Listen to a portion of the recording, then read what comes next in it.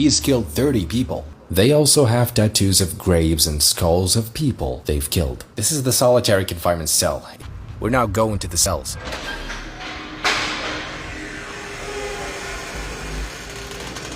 Come inside.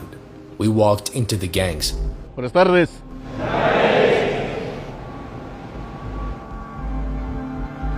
None of their family members are allowed to visit them. Both gangs have been imprisoned together. Each participated in the murder of over 200 people, in rape, and in many other crimes.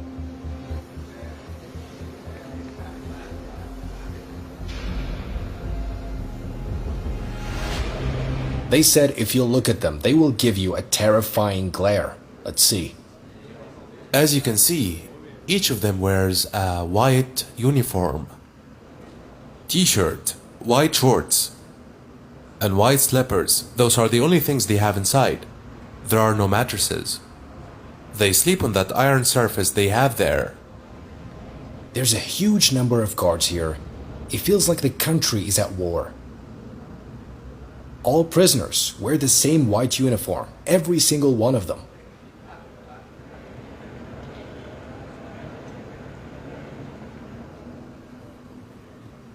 The lights are never turned off. They stay on 24/7, so the prisoners never know the time and the guards can monitor them. They have no chance to misbehave. Each cell has a capacity of 100 inmates, but there are only 80 beds per cell. They have no blankets or anything to protect themselves from the cold. Control and monitoring is 24/7. In addition to the personnel, we have the camera system that allows us to monitor in real time each of the activities.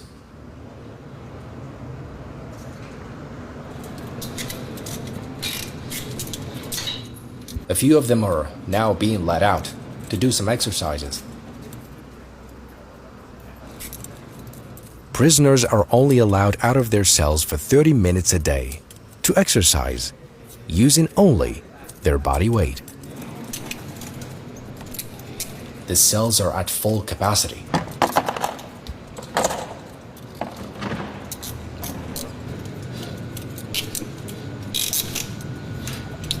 It feels like a scene from a movie. Sekot.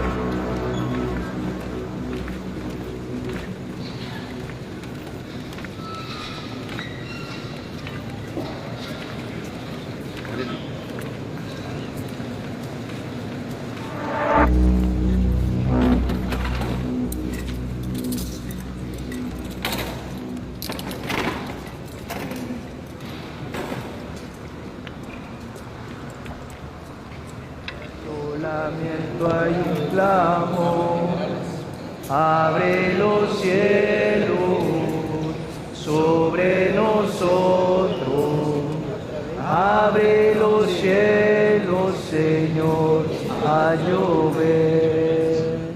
This is the only activity they're allowed. They're not allowed to do anything else. Somos tu pueblo, somos tu hija. Abre los cielos, Señor. Dos, tres, cuatro, cinco, seis, ocho, nueve, 10. Bien. Más izquierdo.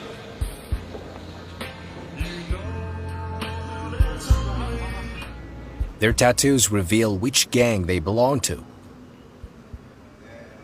Anyone with gang tattoos is immediately arrested. The police have a special tattoo catalog. Each marking signifies a gang affiliation.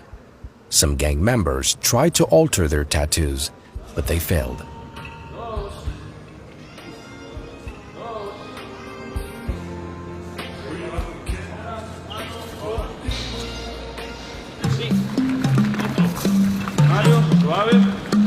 There are nurses here. A doctor visits daily to check on them. Medical staff must always be present because inmates are not allowed to leave. From here? There's a room where they can communicate with their lawyers via video call. Trials are conducted here because they're not allowed to go out. Here they speak to their lawyers via video. Here we seat the inmates Sit down. through the screen. We can visualize the court and the other prisons that are linked to the same hearing. Here we have the clinic, Look at all these rooms inside this incredible prison. the treatment and injection area.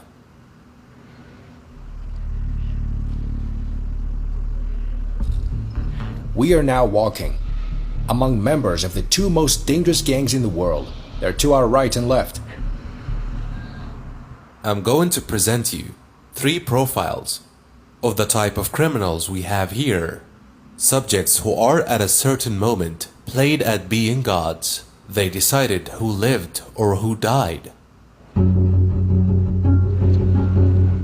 He is going to show us these 3 criminals and what they did, Take off your mask. and tell us about their crimes. They were such a danger to society. Elias El Seco, active member of the gang Barrio 18. The subject is charged with aggravated homicide. He has a sentence of more than 100 years in prison. Lift up your shirt. Their tattoos will tell us which gang they belong to. This one killed 5 people. He killed them just because they crossed into his territory. Turn around. They all have tattoos. He is an MS-13 member.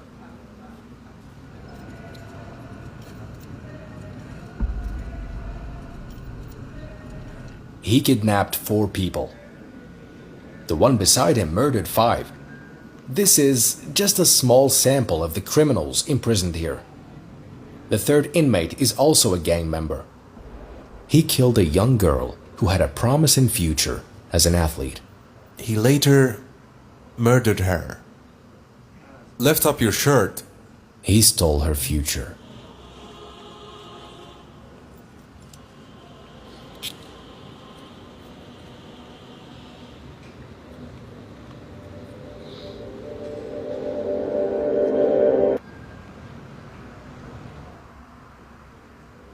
Their tattoos made it easier to identify and capture them. Look, he has an 18 tattooed on him. That means he's a Barrio 18 member. Most of the tattoos you see on them have some tombstones. They wear these tattoos in memory of other gang members, members of their clique who were eliminated. They also have tattoos of graves and skulls of people they've killed. Here, Maria, what does it say here? Santana Guzman, who is she? She's his grandmother. His son's face. This one has tattoos in memory of fallen gang members. He tattooed them as skulls. Every tattoo has a meaning. They arrested them all and locked them in the same prison. These 2 gangs were at war, but now they're imprisoned together. Usually, there are women's faces on their legs, as well as tattoos of skulls and marijuana.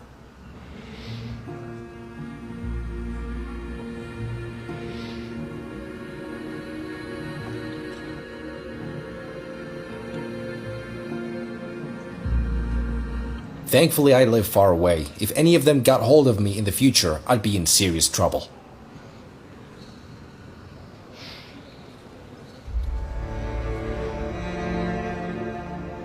These gangs were once enemies, but now they share the same cell. Their entire lives are confined within this cell. They can never leave. This is their toilet. Do you see it? It's in the corner. They've been here for 2 years. As soon as the prison opened, all criminals were transferred here. The guards cover their faces out of fear that one of the inmates might manage to contact someone outside to take revenge on their families. Now we're heading to the solitary confinement cells, where any prisoner who misbehaves ends up. This is what keeps them in line. There's no light. This is the solitary confinement cell. There's only a cement slab.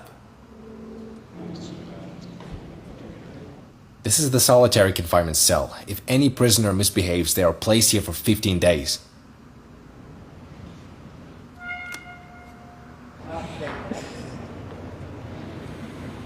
They don't even leave their cells for meals. Food is delivered inside. Beans and rice, no chicken, no meat.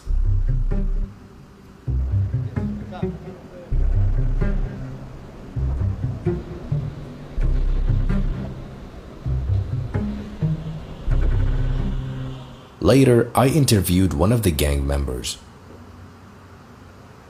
He is an MS-13 member. So how many person he killed? 30. He has killed 30 people. So can we see his tattoo? Look.